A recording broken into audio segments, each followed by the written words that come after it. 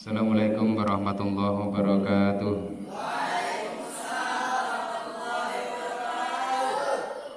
Ila hadratin Nabiyil Mustafa Muhammadin sallallahu alaihi wasallam wa alihi wasallam.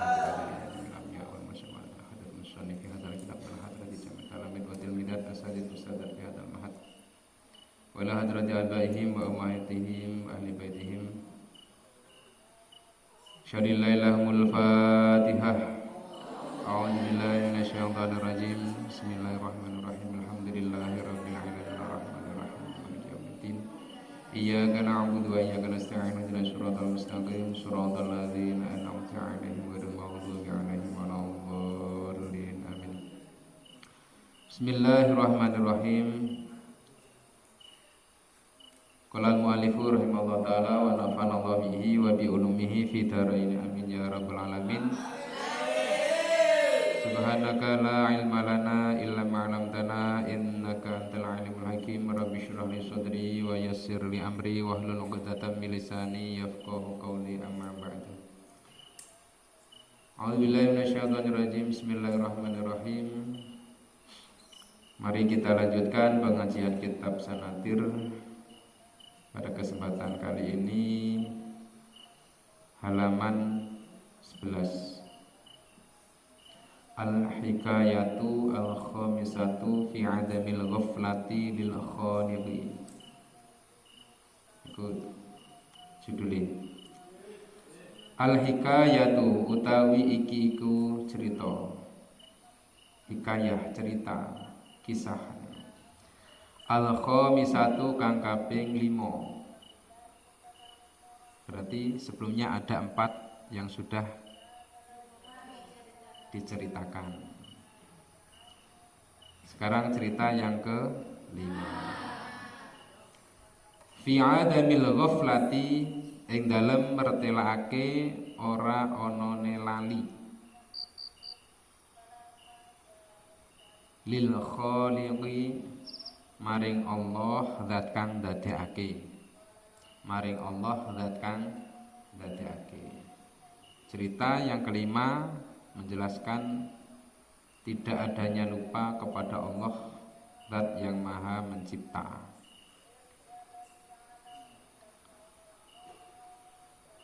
Sifat lupa itu memang jadi sifatnya manusia.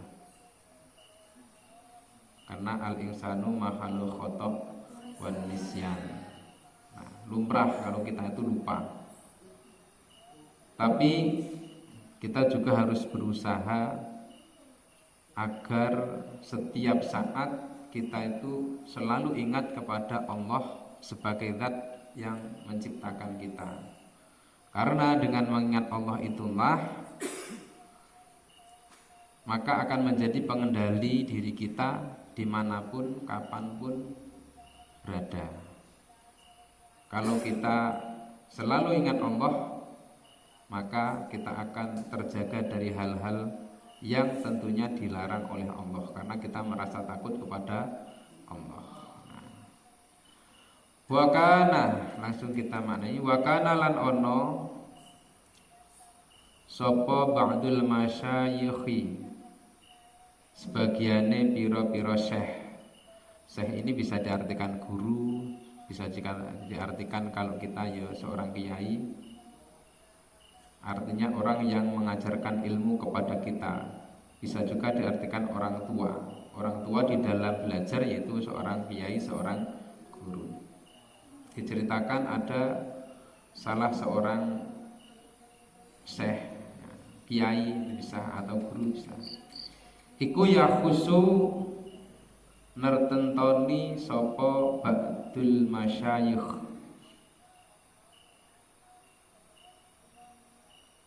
mengkhususkan artinya wahidan ing wong suwiji min talamidatihi saking piro-piro santrine ba'dul masyayikh.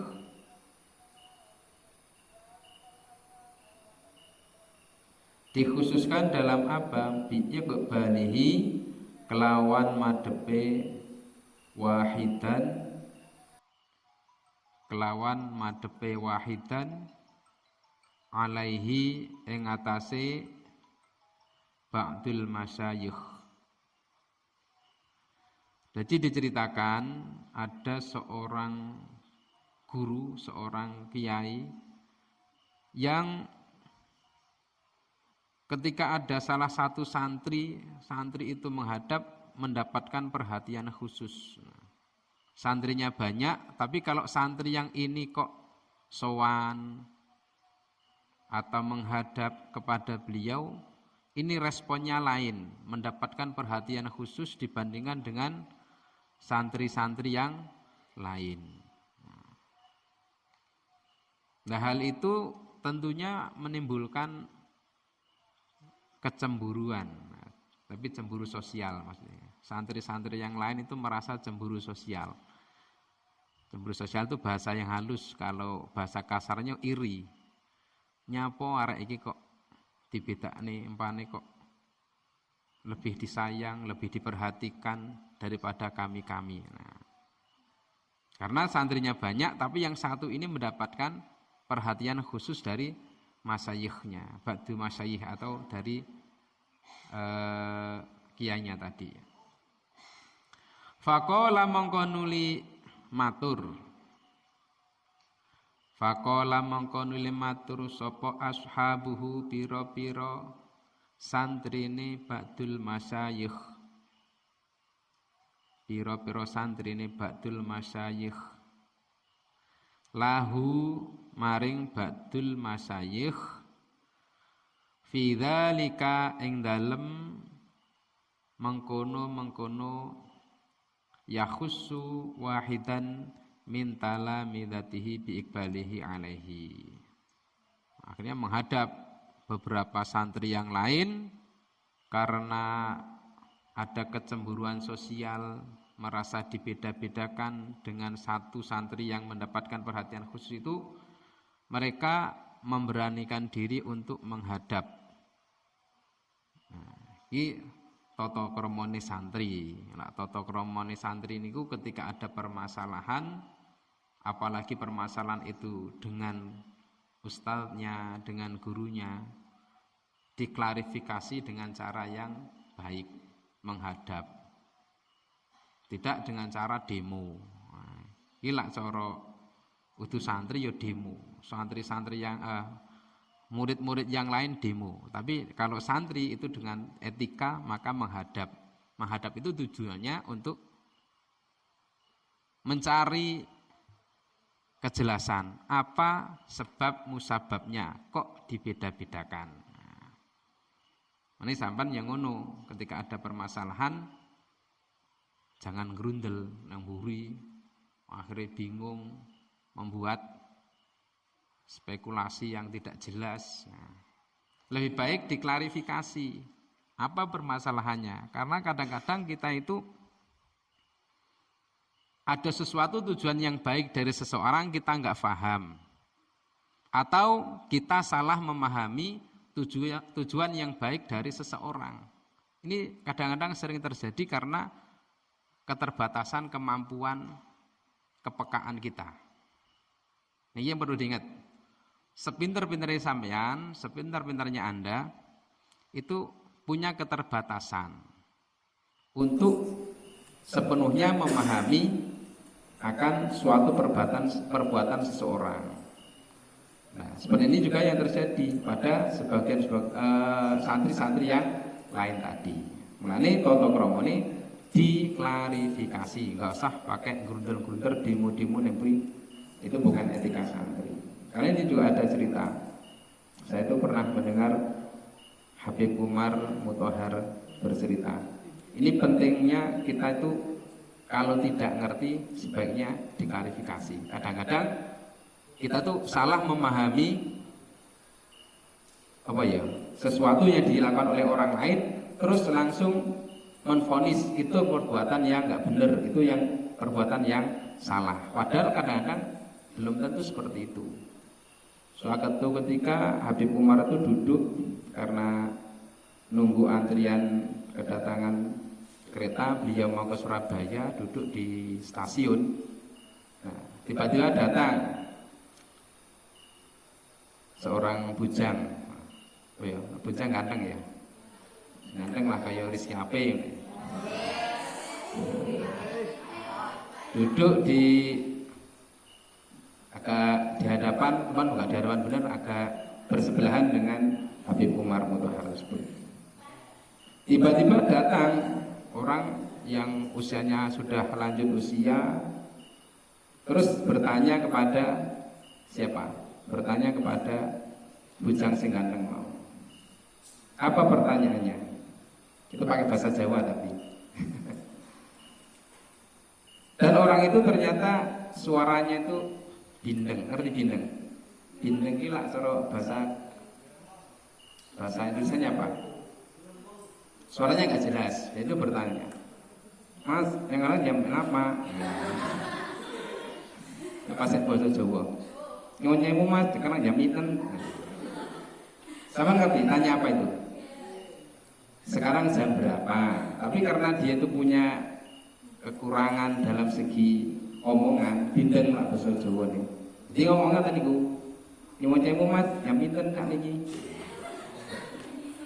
Sekarang jam berapa? Lah cah bujang Rizky Ape mau jawab, tapi hanya dengan isyarat. Dia membuka tangan terus ditunjukkan. Nah gitu. Tidak mengatakan jam berapa, tapi malah mendudui jam pendelok dewi. Habib Umar yang berada di tidak jauh dari anak bujang tersebut merasa, wah, bocah iki gak sopan. Ditekoi wong bener-bener kok gak ngomong, sombong men malah kon dudu jam silian ono gaya gitu. Itu jam kok dijawab apa abote. Nah, akhirnya setelah dijawab dengan cara menunjukkan jam yang ada di tangannya, orang yang bertanya, orang tua yang bertanya itu kan beralih meninggalkan anak bujang tersebut. Baru Habib Umar datang dengan tujuan untuk memberi nasihat. Yur saya Mas, sopan kok gak sopan? Ditekoi bener-bener wong tua, gak jawab apa lho kok dijawab? Kok jawab jam 10, jam 9 kan maram sing teko. Itu yang disampaikan oleh Habib Umar. Anak bujang yang tadi ditanya itu kemudian baru menjawab setelah ditanya oleh Habib Umar. Jawabannya dengan bahasa Jawa. Lho nyucewu nak kula jawab begitu kanan. Apa masalahnya? Anak itu juga mengalami hal yang sama dengan orang tua tadi. Dia juga punya suara yang bindeng tadi. Ia berpikir kalau ia menjawab dengan suara yang memang asli suaranya yang ia miliki seperti itu, membuat tersinggung nggak orang tua tadi? Tersinggung, malah aku jadi kan tukaran. Oh nyek menjinya kok ini malah. Nah kan dulu. Jelas dijelaskan sulit. Oh lo nginyeng. Kan malah. Apa coba dibalik kisah ini? Kira-kira yang dilakukan oleh anak bujang tadi benar enggak? Tapi tadinya menurut Habib Umar salah. Mengapa? Karena Habib Umar nggak ngerti dengan apa maksud dari anak tersebut. Nah, santri kadang-kadang seperti itu. Itu pasti ya. Kalau dia menjawab, yang nyuwunuh, pasti bisa dipastikan itu orang tua yang bertanya itu tersinggung. Kayaknya bindeng di melok-melok ada walaupun itu suara aslinya. Nah, tapi dia begitu bijaksana tidak menjawab hanya dengan menunjukkan jam. Baru saat itu Habib Umar memahami, oh berarti saya yang salah. Anak ini tidak menjawab tapi hanya dengan menunjukkan jam, itu justru inilah yang benar. Karena kalau dia sampai menjawab akan terjadi perang mulut. Karena orang tua itu pasti merasa dihina. Nah, itu loh. Nah, santri itu kadang-kadang seperti itu. Ada kebijaksanaan dari kiainya, ada kebijaksanaan dari ustadznya, dari pengurus pondoknya, dari sekolahnya. Nggak paham apa maksud dan tujuannya, terus membuat spekulasi sendiri-sendiri, tidak mau mengklarifikasi. Nah, ini yang sering terjadi sehingga menimbulkan permasalahan sehingga benar.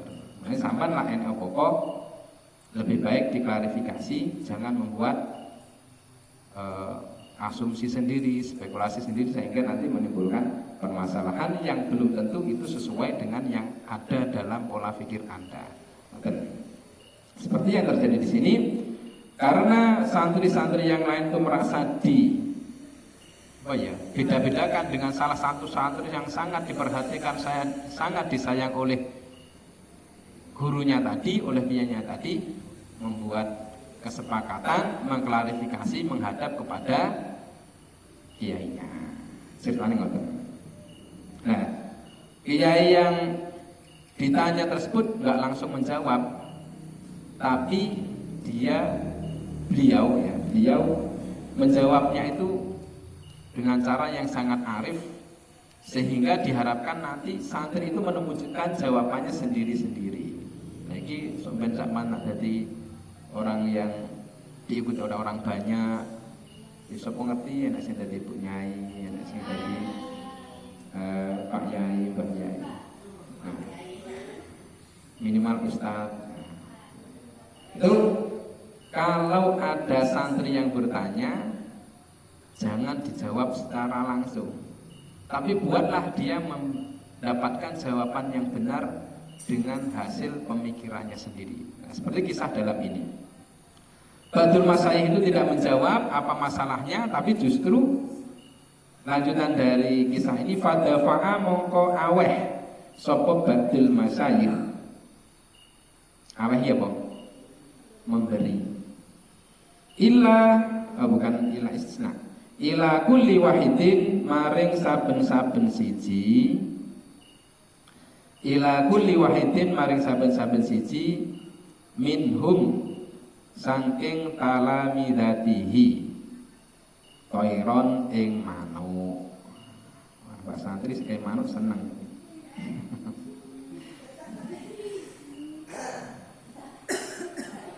Jadi enggak dijawab, malah arek sak pondok kabeh dikai manuk sitok-sitok.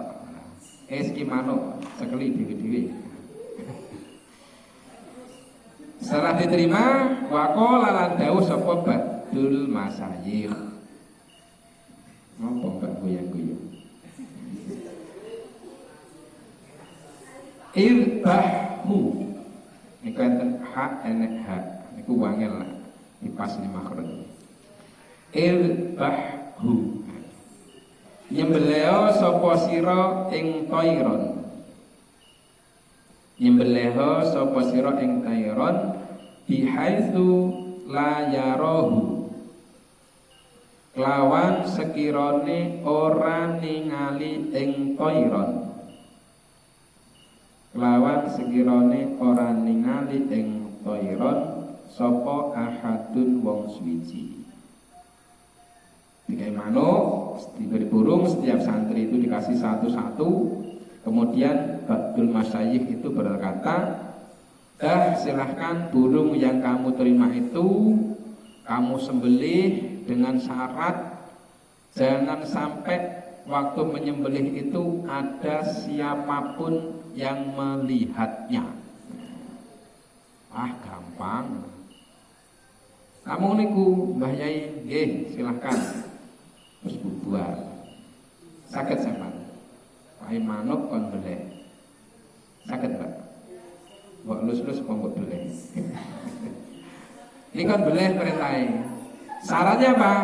Disembelih sekiranya waktu penyembelihan itu tidak ada yang menyaksikan.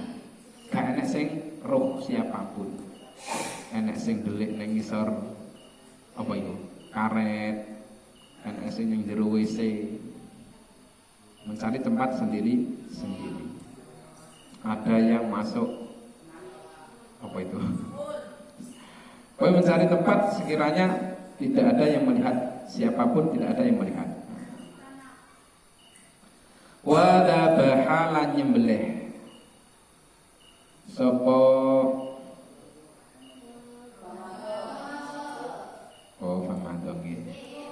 famadho mongko lewatan berlalu maksudnya. Sapa kullu wahidin saben-saben swiji. Wa dhabaha lan nyembelih sapa kullu wahid at-tayra ing manuk.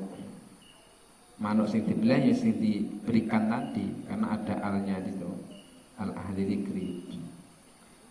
Dimakanin ing dalem panggonan kholin kang sepi. Kemudian santri-santri itu semuanya berlalu dan mereka menyembelih burung itu di tempat yang sepi. Wajah alan teko sopo hadat tilmidu ikilah santri. Hadat tilmid yang dimaksud wahidan tadi ya, santri sing di sayang karo kiai ini sing mendapatkan perhatian khusus tadi. Watoiru halih utawi manuk burung yang tadi diberikan iku ma'ahu tetap sertane hada tilmid ghairu madhuhin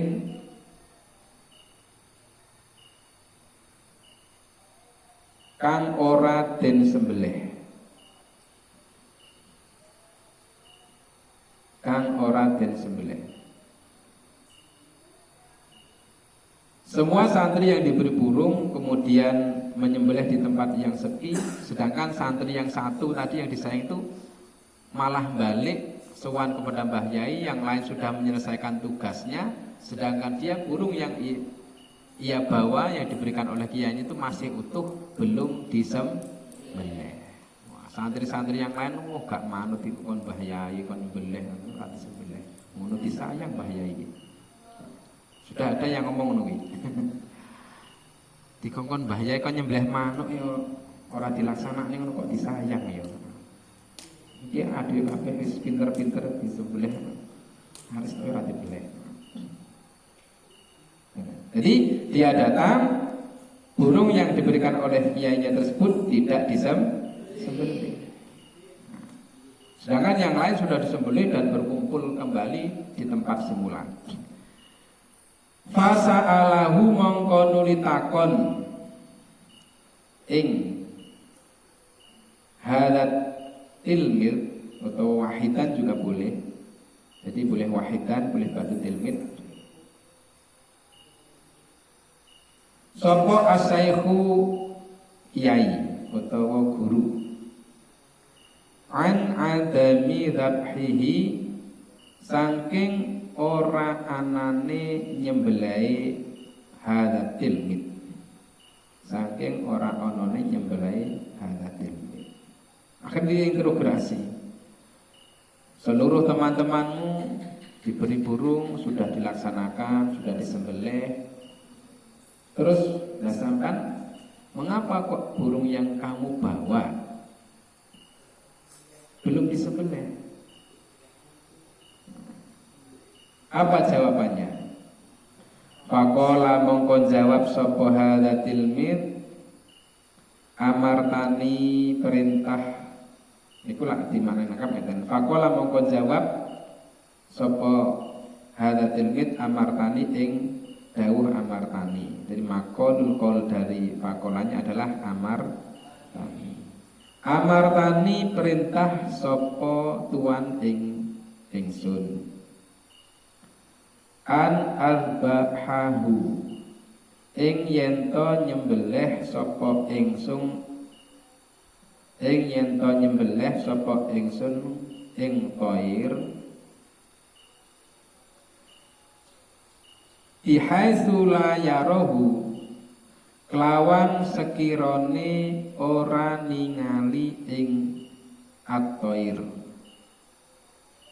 kelawan sekirane ora ningali ing at-thair sapa ahadun wong suwiji.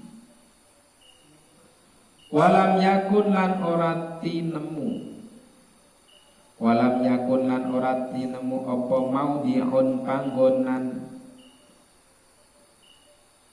illa wal haqqu angin utawi Allah kang hak, angin utawi Allah kang hak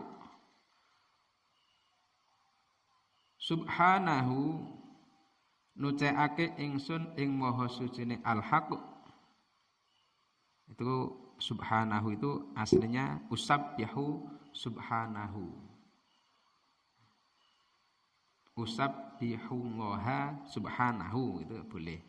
Saya mensucikan Allah dengan maha sucinya Allah. Mulane le manani nucekake ingsun ing maha sucine Allah. Wal haqqu hale utai Allah kang hak subhanahu nucekake ingsun ing maha sucine Allah iku yarohu ningali ing at-thair. Jawabannya adalah engkau perintahkan saya untuk menyembelih burung ini di mana atau di tempat sekiranya tidak ada siapapun yang melihatnya.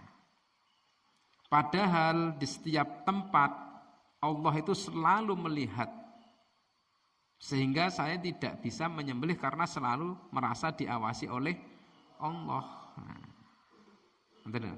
Jadi santri yang lain bahasing nyembelih.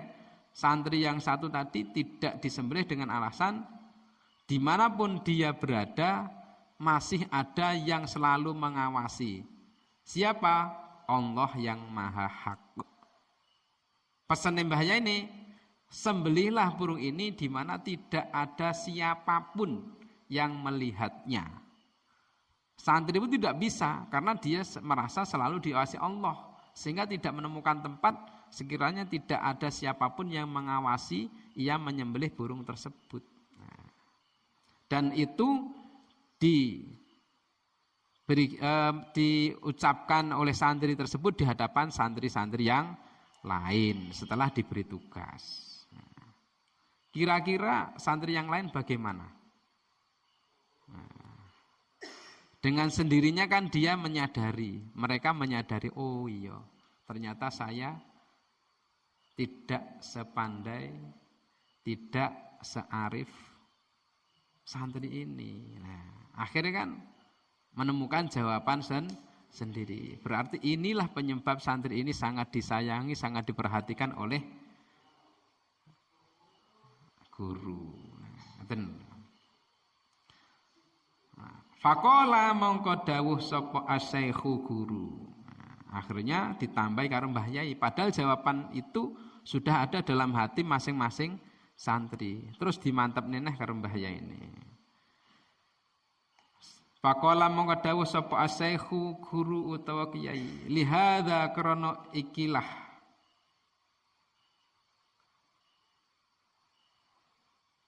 amartani an albahahu bihaitsu la yarahu ahadun walam yakun maudhi'un illa wal haqqu subhanahu yarahu.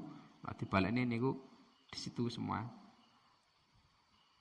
musar ilahnya. Uqaddimu dhisikake sapa ingsun, uqaddimu dhisikake sapa ingsun hadza ing iki ahadan atau hadat tilmid alaikum ngerekake ing atase sira kabeh. Lho Kang, masalah iki aku dhisikne saya lebih memperhatikan santri yang satu ini dibandingkan kalian karena dia punya kelebihan.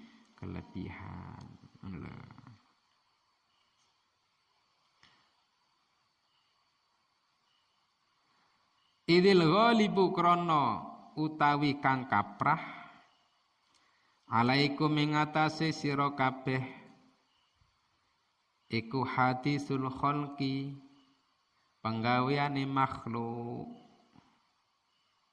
Karena mayoritas dari Anda semua, dari sampan-sampan kabeh iku yang ada dalam pikiran, yang ada dalam hati sampean itu masih sebatas makhluk. Wa hadza halih utami iki hadat tilmid atau ahadan iku ghairu ghafilin kang ora lali anil haqqi andoh saking Allah dan kang hak, andoh saking Allah dan kang hak. Jadi karena kelebihan itulah ternyata yang tidak dimiliki oleh santri-santri yang lain. Jadi pantas, memang sesuai dia mendapatkan perhatiannya khusus karena dia punya kelebihan yang kelebihan itu belum dimiliki oleh santri yang lain. Nukilannya dari Arisalah Al-Qusyairiyah halaman 1 juz 1 halaman 41. Pernah belajar kitab niku? Ya, alhamdulillah nukilannya sudah. Kada fil jawahir. Wa kada lan kaya mengkono-mengkono Arisalah Al-Qusyairiyah fil jawahir ing dalam kitab Al-Jawahir Al-Lu'lu'iyah. Shahifah 47. Nah, niku cerita yang kelima. Jadi pesan moralnya apa kira-kira? Sampan yang dapat sampan simpulkan dari pesan moral cerita tersebut apa? Apa?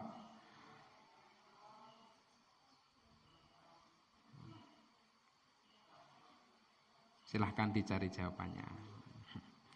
Jadi ternyata satu santri dengan santri yang lain itu yang jelas punya kelebihan satu sama lain. Ada yang punya kelebihan juga ada yang punya kelemahan. Jadi ketika ada seorang guru, ada seorang kiai yang lebih memperhatikan kepada seseorang atau salah satu santri, itu pasti punya alasan. Punya alasan yang kadang-kadang kita belum mengerti apa alasannya. Kalau pengen ngerti, sebaiknya diklarifikasi, tidak perlu membuat asumsi-asumsi atau membuat suudon atau hal-hal yang tidak baik. Lebih baik diklarifikasi, digenahne matur. Itu tidak apa-apa. Kalau kita berbicara dengan baik, dengan sopan, maka nanti kita yang akan mendapatkan jawaban yang benar. Jadi tidak membuat jawaban-jawaban yang tidak benar. Jadi dengan cara-cara yang baik, dengan etika yang baik sebagaimana etikanya santri.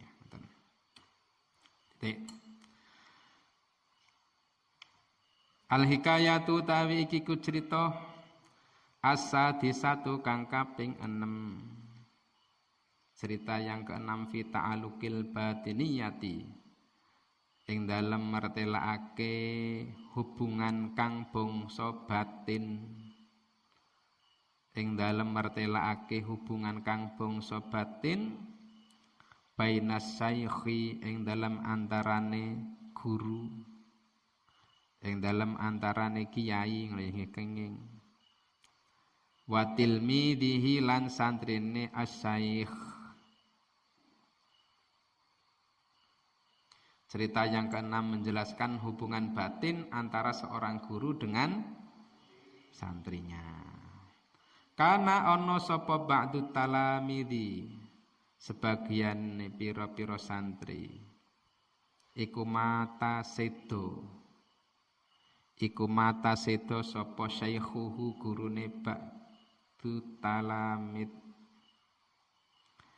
fa'aroda mongko ngarepake sapa ba'du talamid ayyuh tama ing yen to ngatamake sapa ba'du talamid al-kitab ing kitab inda qabrihi ing dalam sandinge kuburane syaikhuhu. Diceritakan ada sebagian santri yang tinggal mati oleh kiainya, maka dia berkeinginan untuk menghatamkan kitab tersebut di dekat kuburan kiainya atau syekhnya atau gurunya.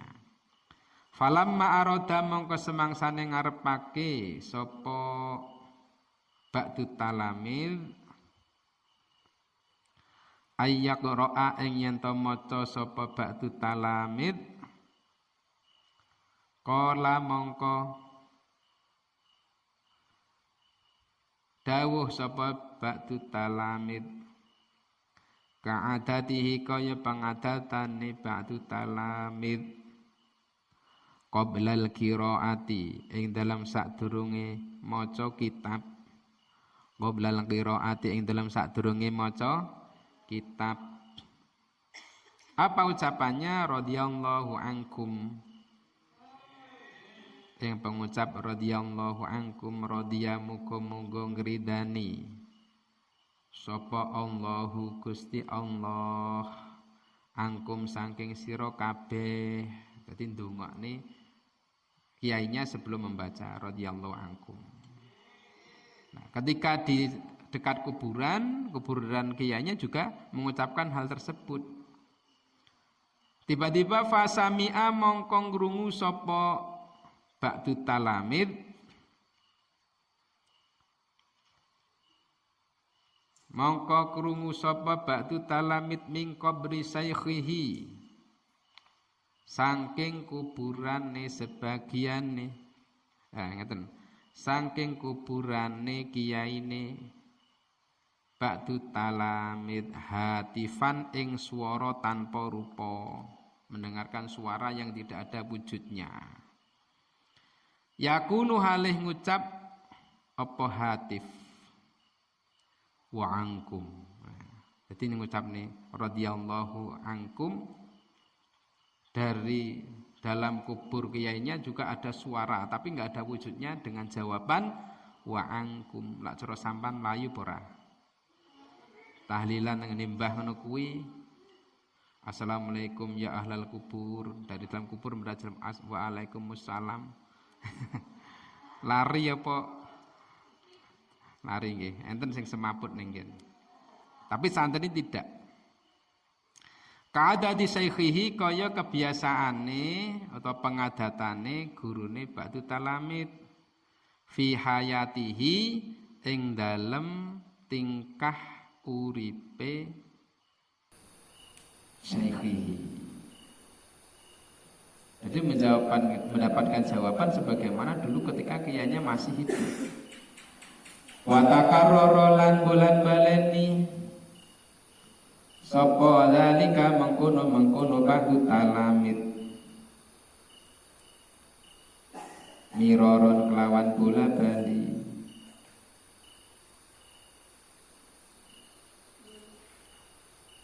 Ngeten kurang pas. Wa takarrara lan bola bali ngeten dirubah ya. Wa takarrara lan bola bali apa dalika mengkono sami'a min qabri saykhihi hatifan ila akhirih miroron kelawan bola bali. Wa fi yaumin lan ing dalem dina swiji minal ayami saking pira-pira dina lam yasmak orang ngrungu sapa ba'du talamid lam yasmak orang ngrungu sapa ba'du talamid al jawab ing jawab min saykhihi saking kiyaine ba'du talamid. Jadi hal itu berlalu atau terjadi berulang kali setiap beliau ngaji di kuburan kiainya selalu mendapatkan jawaban. Nah, suatu hari ketika yang ngaji di kuburan kiainya tersebut mengucapkan kebiasaan yaitu mengucapkan radhiyallahu ankum, tidak ada jawaban. Faro'ahu mongko ningali, boleh diartikan ngimpi, ngimpeake sapa ba'du talamid ing saikhihi fin naumi ing dalem jerone turu. Fin naumi ing dalem jerone turu. Fasa'alahu mongko nuli takon sapa ba'du talamid ing saikhihi an adamit ijabatihi saking ora onone jawabe syaikhihi, saking ora onone jawabe syaikhihi kaadatihi kaya pengadatane syaikhihi. Kemudian dia bertanya, mengapa pas hari itu kok tidak ada jawaban sebagaimana yang sudah-sudah. Faqala mongko dawuh sapa syaikhuhu, ini di dalam mimpi ya. Kuntu ana sapa ingsun hina idin ing dalam semangsane adamu ijabatih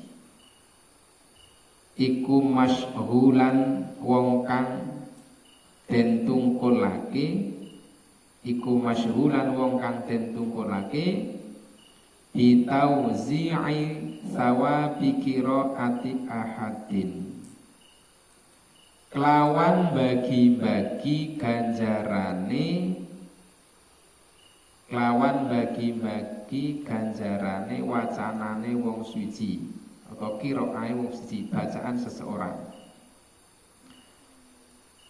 Wacanane wong suci kana kang ana sapa ahad iku yuwakiluni makili sapa ahad ing ingsun, makili sapa ahad ing ingsun bidzalika ing dalem mengkono-mengkono qiraah, bidzalika ing dalem mengkono-mengkono qiraah. Ternyata gurunya menjawab, saat itu dia tidak menjawab karena sedang disibukkan membagi-bagi pahala bacaan setiap orang yang diwakil, yang orang tersebut mewakili syekh tersebut untuk membacakan kitab. Al-Fawaidul Mukhtarah, dinukil dari kitab Al-Fawaid Mukhtarah halaman 563.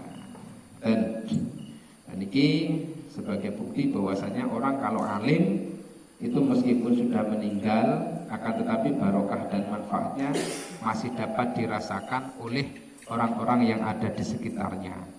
Ini kalau orang yang alim, ya, orang yang alim berilmu. Mulane sampan jadi orang yang alim, amalkanlah ilmu di sampean, maka kemanfaatannya itu walaupun kamu sudah meninggal masih dapat dirasakan. Kalau kita mau memikir atau menganalisis seperti para wali songo, itu walaupun sudah meninggal dunia, ada Sunan Muria, ada Sunan Kudus, ada Sunan Kalijogo, beliau itu sudah meninggal tapi masih memberikan kemanfaatan kepada orang-orang yang ada di sekitarnya. Apa buktinya? Kalau sama ziarah nenggon Sunan Muria, walaupun Sunan Muria sudah meninggal sekian lama, tapi barokah dari beliau, ekonomi masyarakat yang ada di sekitarnya masih berjalan. Dengan banyaknya orang-orang yang berziarah, otomatis membuka lapangan kerja berjualan. Sama hitung berapa ribu orang yang berjualan, mulai dari Pucuk Muria sampai terminal, nggak pernah ziarah. Padahal Sunan Muria sudah meninggal. Inilah orang alim. Walaupun sudah meninggal, kemanfaatannya masih dapat dirasakan oleh orang lain. Makanya dadi wong sing alim. Lah pengen dadi wong alim kudune ya belajar. Belajare sing muga-muga yang kita baca ini benar-benar diiringi hidayah ridho dari Allah sehingga bermanfaat bagi kita semua. Muga-muga kita semua diberikan kesehatan, sehat lahir dan batin, dan nantinya benar-benar jadikan orang-orang yang mutafaqih fiddin, orang-orang sing alim dengan ilmu agama. Amin amin ya rabbal alamin. Wal bisawab al-Fatihah.